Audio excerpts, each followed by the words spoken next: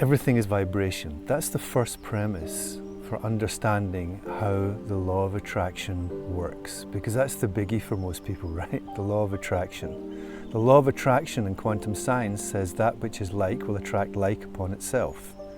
It'll just like attracts like, okay? So if everything's vibration, that means, guess what? Your thoughts are also vibration. Now this is an important premise to really get. My thoughts are vibration. So look at it this way. Let's break it down into very simple terms. You have two things. On the one hand, what you don't want, and on the other hand, what you do want.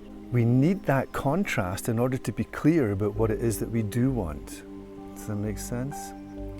So I have a thought, or a response, an emotion about I don't want this, I don't want this, I don't want this.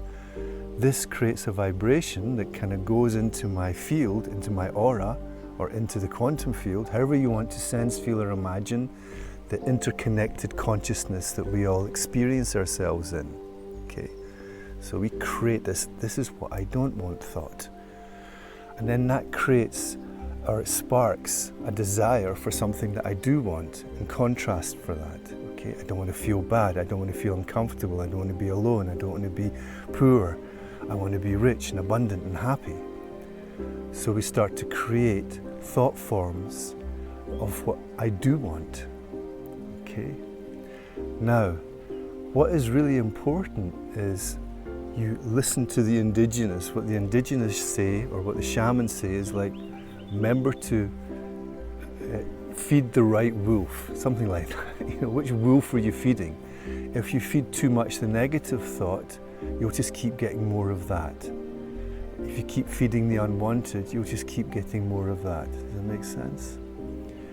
So you need to let go of that, so you starve what you don't want and energize what you do want. Okay?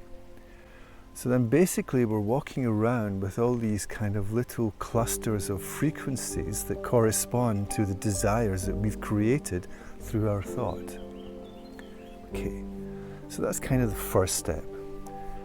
Knowing what you don't want, creating what you do want, and then just putting it into the universe. Now, when you're very clear about something, and this is also an important aspect of attraction, is that you stay focused on what you do want, but you empower it with certainty. Okay.